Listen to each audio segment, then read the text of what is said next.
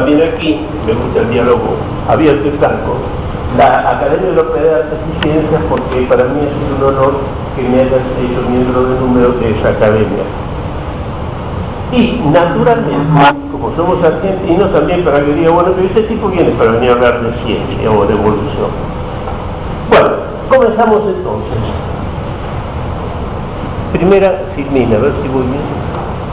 ¿Vos me la podés pasar? Bueno. La primera Firmina. Ok. Ahí está, primera Firmina. Fíjense todos en ciencia natural la diferencia entre uso y mención.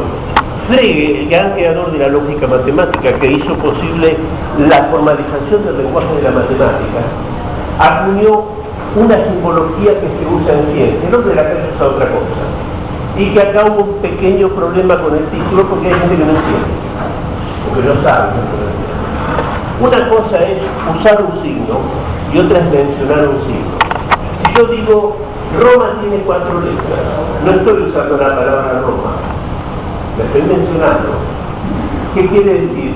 Si yo digo Roma tiene 4 letras, estoy mencionando el signo. Es lo mismo que hacemos en álgebra, cuando decimos y entrecomillamos X, Y, Z, no me refiero a la X, me refiero a ese signo para representar cualquier número. Entonces, esto lo usó mucho Frege, lo usó Russell y lo usó sobre todo, los que son de matemáticas lo deben acordarse, Kurzweil, cuando hizo el lenguaje de cómo formalizar la matemática, o cómo usar la matemática. Cómo, a partir de los signos, convertirlos a cifras numéricas. Para eso tiene que mencionarlo, no usarlo. Por lo tanto, cuando yo pongo entre comillas acá la teoría de la evolución, no estoy hablando de la teoría de la evolución, estoy hablando de la expresión. Cuidado. Acuérdense de esos versos de Borges. Si como dice el griego en el Cratilo, el nombre es atributo de la cosa, en las letras de rosa está la rosa y todo el Nilo en la palabra Nilo. Cuando vemos entrecomillada una expresión en el mundo de la ciencia, quiere decir que lo que hablamos no es lo que la expresión significa, sino la expresión misma. Y, a ver, ¿por qué? Fíjense la propaganda de la conferencia, pasen por acá, acá hay lugar. ¿Cómo te va a referir? Me gusta ver a mis alumnos. Bueno, sigo. Fíjense que, ¿a qué se refiere? ¿A la realidad del proceso evolutivo o a sus mecanismos? Fíjense que ahí hay una ambigüedad. Fíjense, yo puedo decir la caída del Imperio Romano. Una cosa es el hecho de que el Imperio Romano cayó y otra, los procesos por los cuales cayó. Sobre lo primero no hay discusión, sobre lo segundo se pueden trenzar los historiadores. Algunos dirán que la aceptación del cristianismo debilitó la antigua religión romana, que era tan fuerte con los pueblos enemigos. Otros dirán que fueron los vicios de una sociedad rica, otros dirán que son las presiones. Pasen por favor, porque si no lo van a poder ver, en que ejercieron los bárbaros sobre la frontera del imperio.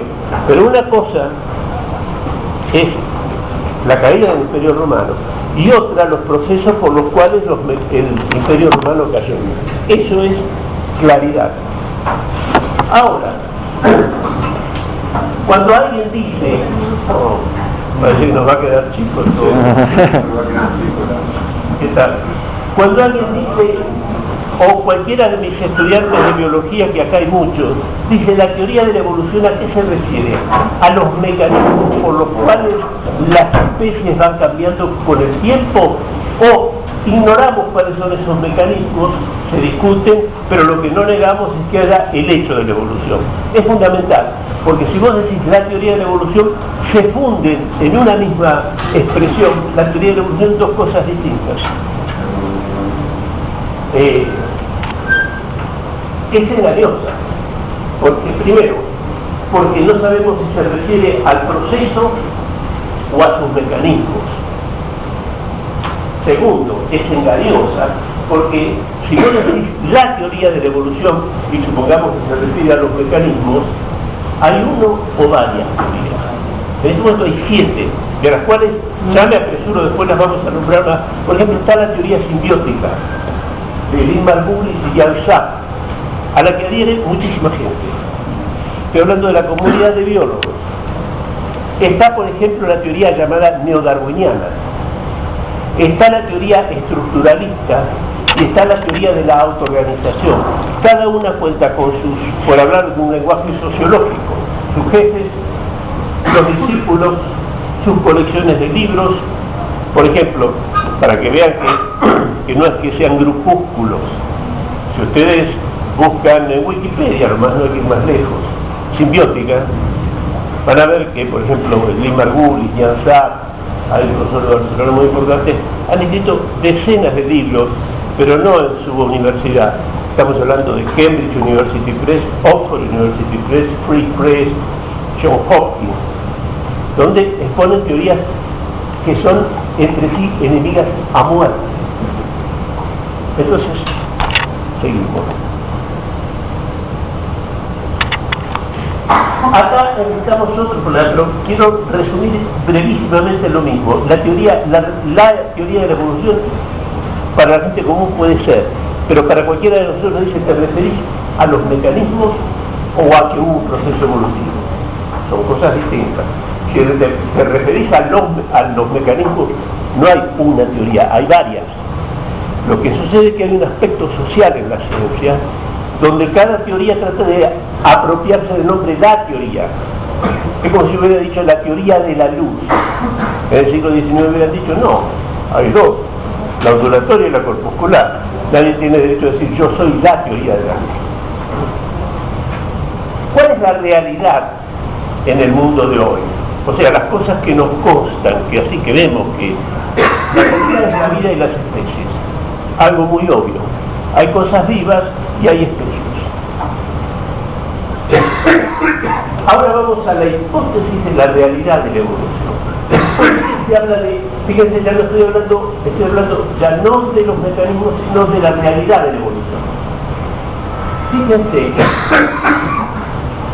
cuando se procede en las ciencias naturales, sobre todo, podría ser las sociales también, un mecanismo muy común es, sobre la base de que algo existe, trato de explicar cómo llegó a la existencia. Un caso típico, la Luna. La Luna no es una hipótesis, la Luna es un hecho. Pero hay 6 o 7 teorías, o hipótesis, no voy a distinguir hoy eso, sobre su origen. Aparece una isla volcánica. Entonces hablamos que tiene realidad y no nos preocupamos sobre su origen porque hemos visto cómo se erigen otras islas volcánicas. Pero en el problema de la evolución, por eso hay discusión, nos encontramos con estructuras altamente ordenadas. Si ustedes, casi todos los biólogos, ven cómo funciona una célula, cómo está el ADN, cómo el ADN es copiado, cómo si hay errores, esos errores se vuelven a corregir, cómo va el RNA mensajero a la mitocondria, cómo en la mitocondria se engarzan los codones con los aminoácidos y se va construyendo la proteína.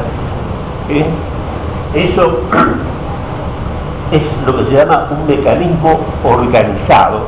Entonces, la pregunta no es tan simple de decir la realidad de la evolución, lo que interesa es cómo se llegó a eso. Y de tal manera, que hasta que no me digas cómo se llegó a eso, yo te puedo decir, no creo en la evolución. No es, vuelvo a repetir para que se vea cuánta gente. No es como yo digo, mira, hasta que yo no vea cómo se formó esta isla volcánica, no voy a creer que comenzó a existir por fuerzas naturales. Porque hemos visto miles de islas volcánicas formarse y no son estructuras ordenadas. Pero en el caso de la evolución nos encontramos con un plexo de estructuras y procesos tan complejos que tiene sentido decir, yo te voy a creer en la realidad de la evolución, que hay un proceso evolutivo, pero decime los mecanismos, porque hasta que no me digan los mecanismos, lo que yo tengo enfrente es la vida. y su organización, pero no los mecanismos todavía. Eso es importante. En esta charla no voy a hacer diferencia entre teoría e hipótesis. Desde el punto de vista epistemológico, una teoría y una hipótesis contienen diferencias importantes, pero a los efectos de la charla de hoy quizá no interesa. En general, hoy nombramos teoría a un conjunto de conocimientos generales expresados en conceptos métricos, típicamente en las leyes de la mecánica. Nadie diría, nos estamos quedando cortos. Bueno, pero miren chicos, ahí, allá hay un rincón. ¿Y el piso? No, sí, también digo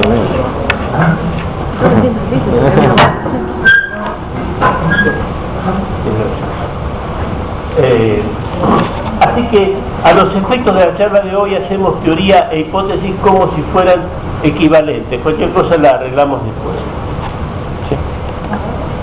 Fíjense, teorías de los mecanismos de la evolución, que son distintos de la teoría de la realidad de la evolución. La teoría de la realidad de la evolución es mostrar que la realidad existió, pero para eso cuidado, lo que yo añado es mostrarme cómo, porque no es un proceso como la formación de islas volcánicas o formaciones de otro tipo que uno ve cómo aparecen. Los pioneros, lo que tienen que saber los alumnos, es que ya desde la época de los griegos, inclusive Anaximandro, hablaba de la generación de animales y de seres vivientes a partir del barro y ese tipo de cosas muy antiguas. ¿Por qué es importante esto? Porque cuando en 1809 nosotros estábamos en el Cabildo, aparece la obra de Lamarck sobre la evolución, Jardinero, el rey de Francia, salvó la cabeza a Ainhoa. Ya la evolución era aceptada en las universidades europeas. Había un consenso en general que había evolución, quizás no generalizada, pero que los seres vivos habían venido de otras especies.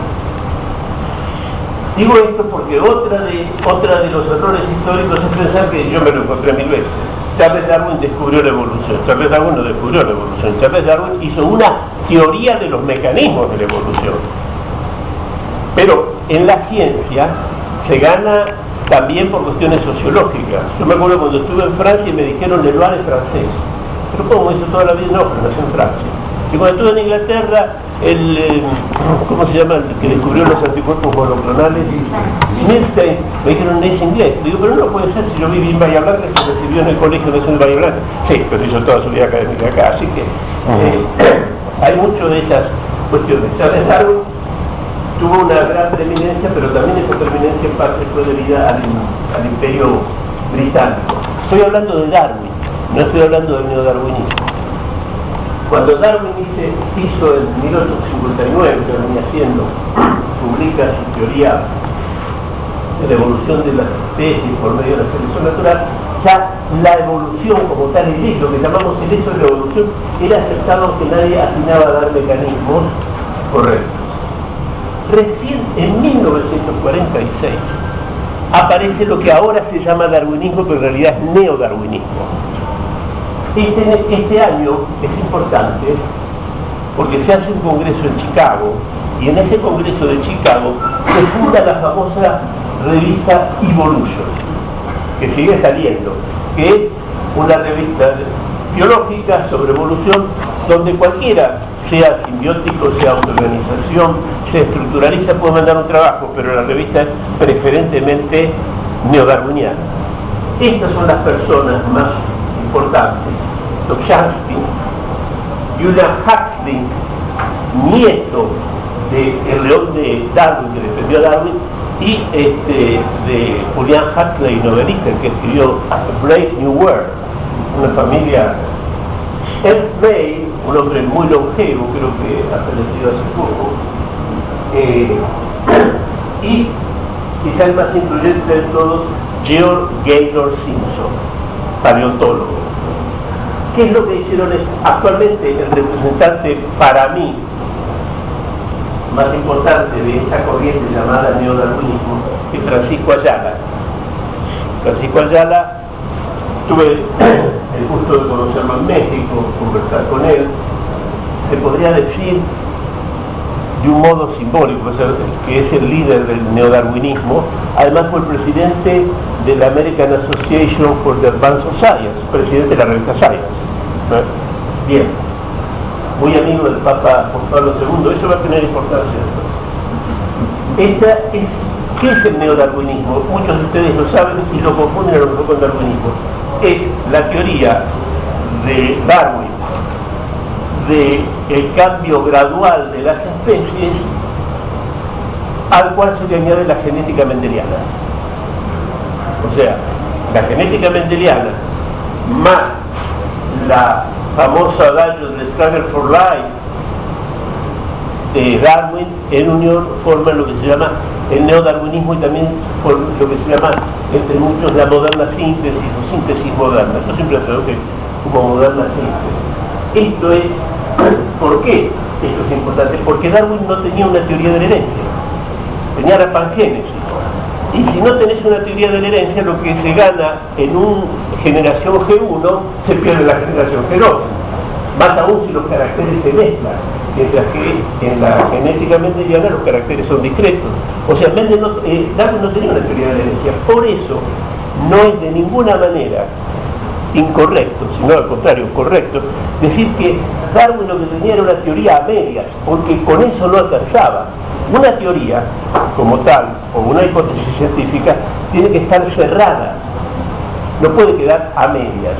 Y él tiene una teoría de herencia, y eso se ve en la correspondencia de Darwin, pero claro, no se ve descubierto la genética, mejor dicho, estaba en el cajón de Darwin. Mendel le mandó una carta, pero claro, un jardinero de un monasterio al cual le habían rechazado su trabajo en Viena, porque habrían dicho, bueno, pero eso de clasificar los guisantes, ¿qué importancia tiene? Bueno, este es el verdadero darwinismo de hoy, que en realidad se llama neodarwinismo, síntesis moderna. Pero junto con estas escuelas aparece la simbiótica de Lynn Margulis y muchos más. ¿Qué nos dice la simbiótica? Estoy pensando mucho en los alumnos, yo me disculpo con los profesores. La simbiótica dice que en algunos momentos hubo un engolfamiento de organismos que formaron organismos más complejos, típicamente la célula eucariota. ¿Por qué? Lynn Margulis, que estaba casada con Carl Sagan, que murió el año pasado. Bien. ¿Por qué? Porque hay un problema de por medio que vamos a ver después, que son los tiempos.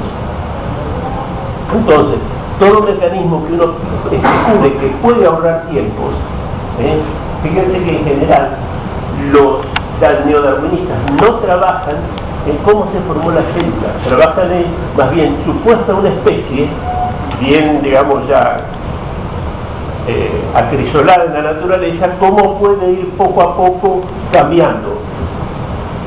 Esto, si alguien me pidiera una definición más estricta, pero muchos de ustedes ya la saben, sería cambios azarosos en el material genético con leves efectos fenotípicos llevando a la adaptación o a la extinción.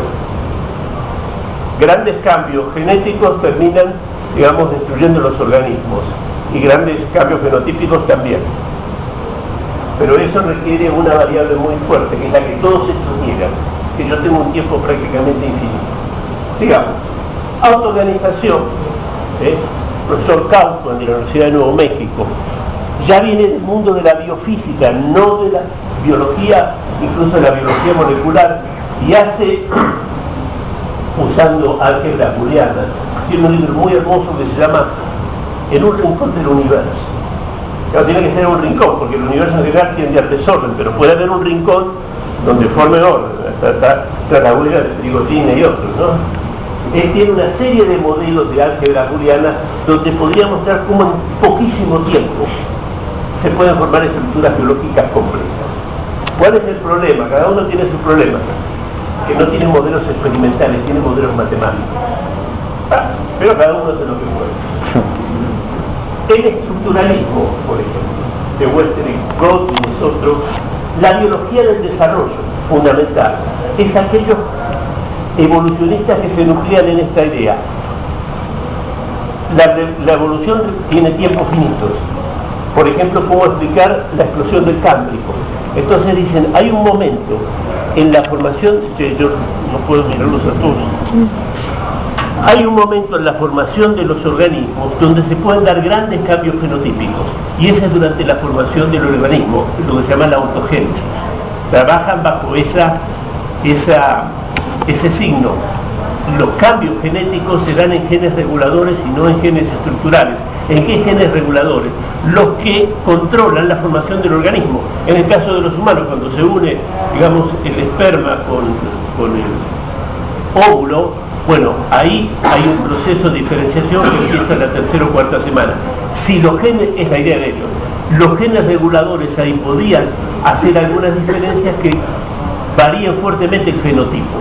Me refiero a la estructura.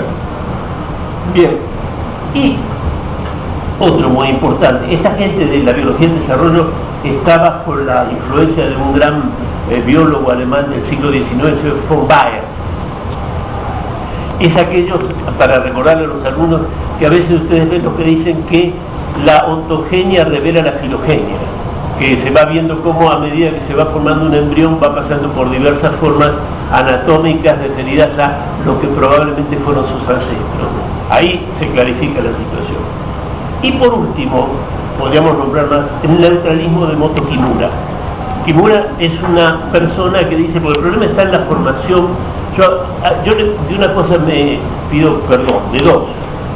Primero, que fui muy ambicioso en esta conferencia y me di cuenta que puse más temas de lo que voy a poder abordar.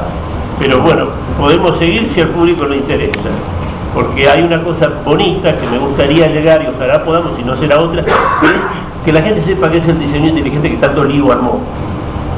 Quiénes son sus autores, qué dicen, qué no dicen, cuáles son las críticas que se le hacen, cuáles son las que ellos responden, y a partir de ahí cada uno haga lo suyo, ¿no? Eso es lo primero. Y para todos los que llegaron tarde, lo que les vuelvo a repetir es lo siguiente: yo a las 3 voy a responder media hora de preguntas con mucho gusto. Algunas podré responder acá, de otras diré no me acuerdo, y de otras diré no sé, porque acá está en juego matemáticas, biología molecular, bioquímica, biofísica, historia natural, epistemología, y obviamente uno no es un todólogo. Pero es cierto, están todos los temas metidos. Hay cosas que uno leyó, pero si me dicen dónde lo dice, yo les voy a decir, les doy un mail y les digo, yo te digo dónde lo dice. Por ejemplo, que el código genético es absolutamente contingente y un argumento, un accidente físico-químico congelado, lo dijo Francis Crick, casi todo. Pero si me decís dónde lo dice, me dicen, dame tiempo. Bueno, seguimos. Y el neutralismo, y la otra disculpa es porque yo tengo que suponer en ustedes conocimientos. En algunos sé que lo tienen, pues son biólogos, bioquímicos, biofísicos, médicos. En otros no, pero si empezamos a explicar lo que es una proteína, estamos mal. Bien, el neutralismo de Kimura es muy importante. ¿Por qué? Porque uno de los problemas graves es que la evolución para la obtención de nuevos organismos, supongamos que ahora llegó al final de la evolución, no hay más organismos nuevos, se terminó, pero cuando se produjo como un proceso, para nuevas especies se necesitaron nuevas proteínas. Ahora, ¿cuán complejo es matemáticamente una proteína y cuál es el ritmo de sustitución de nucleótidos que yo tengo que tener para obtener nuevas proteínas, suponiendo que además se puedan inscribir en un organismo, y si los cálculos de tiempo me dan? Ahí es ahí donde avanzamos. Entonces, Kimura ideó una teoría por el cual en nuestro genoma acumulamos continuamente muchos cambios genéticos, pero que no son expuestos al tribunal de la selección. Entonces la crítica que le hacen es, si no son expuestos al tribunal de la selección, ¿para qué los va a conservar el organismo? Pero acá quizá otra cosa más que se puede agregar es que estas 6 escuelas, a la cual se podría añadir en principio la de los equilibrios punteados de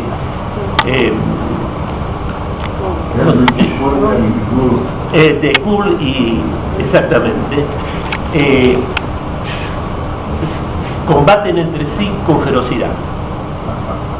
Y esto es importante porque la gente no lo sabe, pero nosotros los académicos tenemos que saberlo, porque el diseño inteligente tomó ventaja de esta lucha, vamos a decir, entre los que piensan que la evolución como tal existió. Muchas críticas, yo diría el 80% de las críticas que el diseño, o mejor dicho, no el diseño, los líderes del diseño inteligente tomaron, la sacaron de acá. Si uno lee, el año que está atrás vincula el libro más significativo de cada uno de ellos. Entonces, pero yo después le voy a dar mi mail si alguno tiene alguna duda y todo, y yo le puedo ayudar, o tiene alguna crítica que hacerme, yo encantado.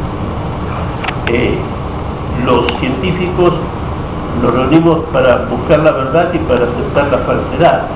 Lo que pasa es que en este tema hay mucha pasión, que en otros no hay. Digamos, nadie se mata por el experimento del granzazo, pero a veces este tipo de encuentros terminan mal, pero hay mucho atrás, y ahora vamos a ver las cosas que hay atrás. Adelante. Ahora vemos otra cuestión de una ambigüedad de la expresión. Darwinismo, paradigma extendido y paradigma super extendido. Esto es, digamos, vendimia personal. Darwin es lo que dijo Darwin en sus obras: el origen de las especies, principalmente, y muchas otras obras que se conocen poco, que algunas todavía están sin editar. Cuando yo saqué hace unos años un artículo en Clarín que me pidieron una página entera, recibí, puse una dirección de mail para que... Siempre te voy a aclarar que no tengo nada que ver con Mañeto, pero entre otros me decían, Darwin nunca habló de la vida, del origen de la vida. Sí que habló y habló muy claramente. Dijo que él no tenía una solución, pero que en un momento de la ciencia se iban a encontrar los mecanismos o las pruebas o los datos para aportar solución al origen de la vida. Así que habló. Lo que no dio es una teoría del origen de la vida, para nada. Él parte en el neodarwinismo de la evolución de las especies, cómo los seres vivientes fueron mutando, cambiando con el tiempo, y las especies de hoy descienden de otras que eran muy diferentes, pero no se meten con el origen de la vida por una razón muy sencilla. Fíjense que en la famosa expresión de survival of the fittest de Darwin, digamos, el sobrevivimiento del más apto, ya está poniendo que el apto existe. El problema es de dónde sale el apto, y eso nos conduce a lo que se llama el paradigma extendido. ¿Qué es el paradigma extendido? Es cuando yo aplico los principios de cambio, circunstancias azarosas y que se llevan en dos direcciones, o adaptación o extinción, pero lo aplico ya no a las especies, lo aplico a la formación de la vida. Y la formación de la vida es la formación fundamentalmente de la célula eucariota. ¿Qué es el paradigma extendido? Cuando algunos pensadores, sobre todo viniendo en el caso de Manfred Eigen, premio Nobel del año 66 de bioquímica, y muy posteriormente Richard Dawkins, dijeron el método de mutación, selección o extinción, o sea, selección llevando a la adaptación o desadaptación llevando a la extinción, lo vamos a aplicar también al origen de la vida. Ese paso lo dio Manfred Eigen, premio Nobel del 66, en un trabajo que es muy conocido, que es la teoría de la autoorganización. Yo la cito con especial cariño porque yo tomé parte de eso.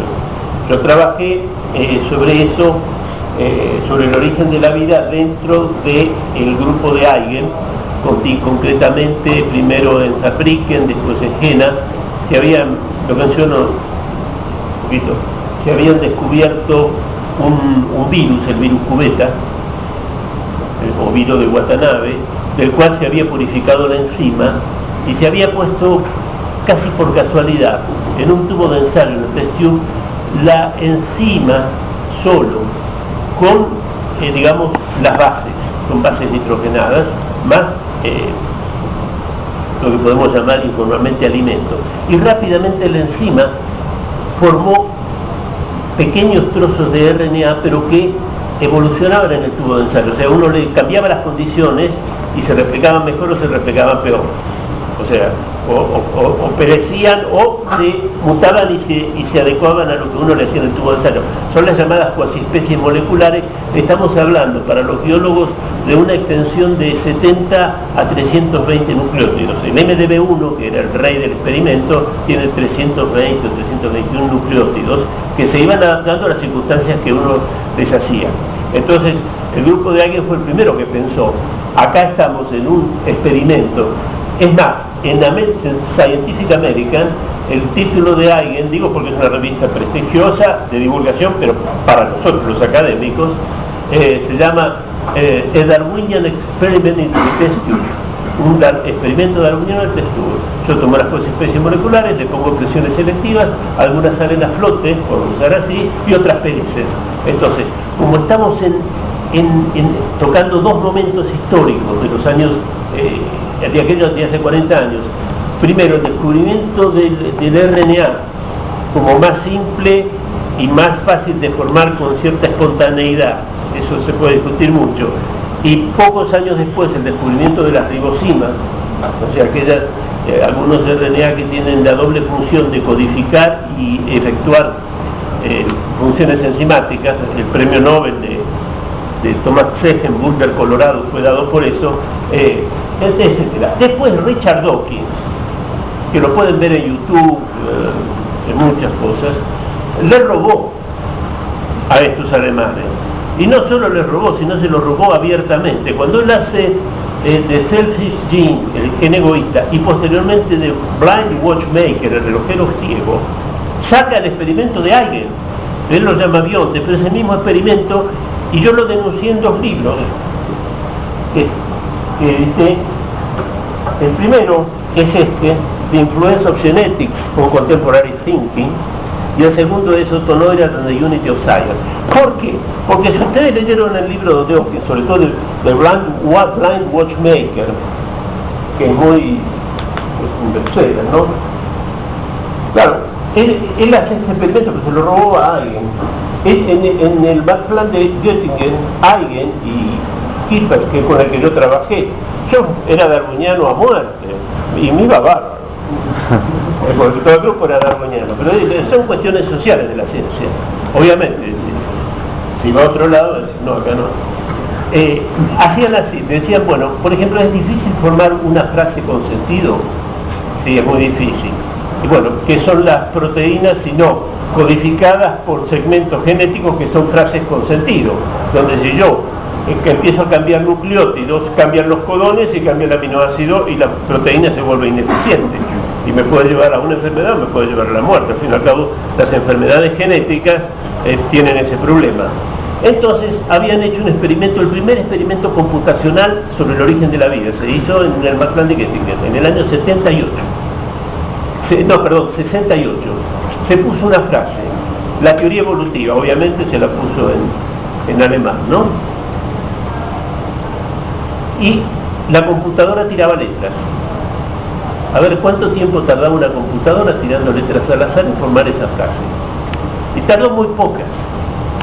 Entonces ellos lo interpretaron, y yo me lo creí. Ellos lo interpretaron como, bueno, no es tan difícil que se forme una... Claro, no es lo mismo de Evolutionary Theory que una secuencia de bases genéticas que a lo mejor son 50.000 bases nitrogenadas o 100.000. Pero en principio se podía. Pero ¿cuál era el problema? Muy grave.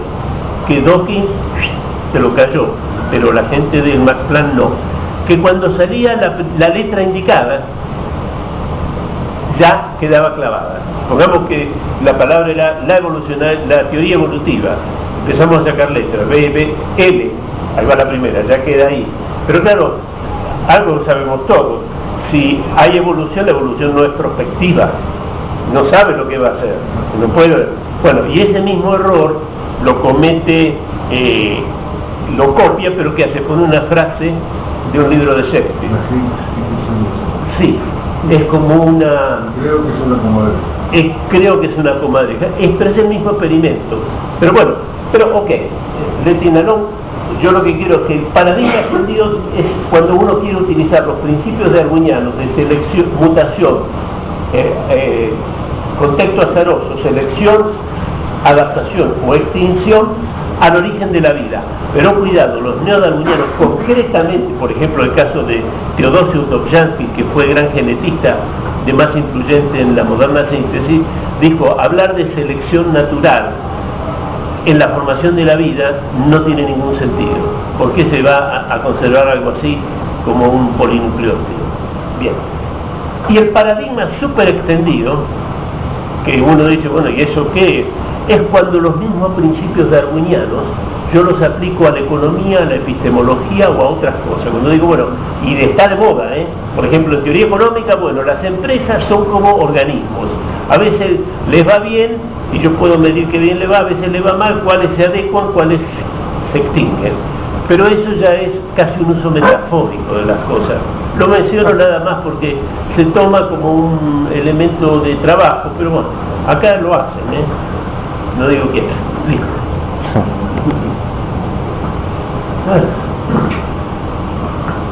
Esto es lo que ya dije. Acá empiezan los problemas. Porque uno se pregunta esto. Además un profesor tiene la obligación de abrir caminos, no de cerrarlos. ¿Por qué hay 5 o 4, por poner las 4 más importantes, teorías de los mecanismos de la evolución que tienen la obligación de funcionar para que yo te crea la evolución existió? Porque vos me estás diciendo cómo pasó. ¿Por qué hay problemas? Por esto. Una proteína chiquitita, fíjense que una bacteria, estaba leyendo hoy, de las más pequeñitas, necesita 480. Una proteína de 100 aminoácidos, para aparecer azarosamente, su posibilidad es 1 en 10 a la 65. Los que son matemáticos empiezan a hacer cálculos. La gliciloxidasa, por ejemplo, que la menciono por lo de cámbrico, que es importante para la formación de esqueletos que puedan soportar un cuerpo, fíjense, y que no es una gran, y que además no son lo que se llama monotónicas, o sea que, por ejemplo, hay 100 bases seguidas que son citosinas, después si no, son de una total irregularidad. Por ejemplo, tiene 400 aminoácidos. Así que imagínense, si estamos con 480, ¿cómo se formó esa complejidad? Paley era un obispo anglicano que en 1805 escribió un libro que se llama Teología Natural, Natural Theology. Y ya fíjense, en esa época aparecían argumentos muy similares a los que se escuchan. ¿Y eso qué quiere decir? Lo que dije al comienzo, que para 1805 estaba lleno de evolucionistas. O sea, el mismo Santo Tomás decía que de la podredumbre nacían las moscas, el obispo Paley dijo, ¿cómo se pudo haber formado el ojo si uno es evolucionista? Fíjense, estamos 50 años antes de Darwin. Dice, hay dos maneras. Dice, abruptamente, o sea, como se formó así de pronto, y eso es imposible en un sentido evolucionista. O dice, paso a paso, step by step. Pero cualquier fisiólogo sabe, o anatómico, perdón, de anatomía ocular, bastaría ir acá a Civit, que el ojo es una herramienta de tal precisión que formarse paso a paso, en cada paso no sería adaptativo. Y entonces no tendría por qué conservarse, al contrario, es un lastre para el que lo lleva. Pero acá hay una pregunta de fondo que es la que nos introduce al tema. Paley decía que el ojo era muy complejo. Ahora, pero no se podía medir esa complejidad. ¿Cómo vas a medir esa complejidad? Sí, está bien, es muy complejo, pero ¿cuán complejo es? Ahora me acuerdo de eso que dice el frontispicio de la Universidad de Chicago, que no hay que investigar lo que no se puede medir.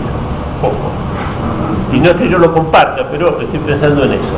Lo que sucede, que en 1953 se descubre la estructura del DNA, ese que anda por toda la televisión. En 1957, Francis Crick, y lo nombro como quizá el biólogo más importante del siglo XX, ya van a ver por qué, enuncia el dogma central de la biología molecular. La información va de los ácidos nucleicos a las proteínas, pero no vuelve. O sea, no hay lo que se llama adquisición de los caracteres adquiridos durante la vida a la línea germinal. En 1900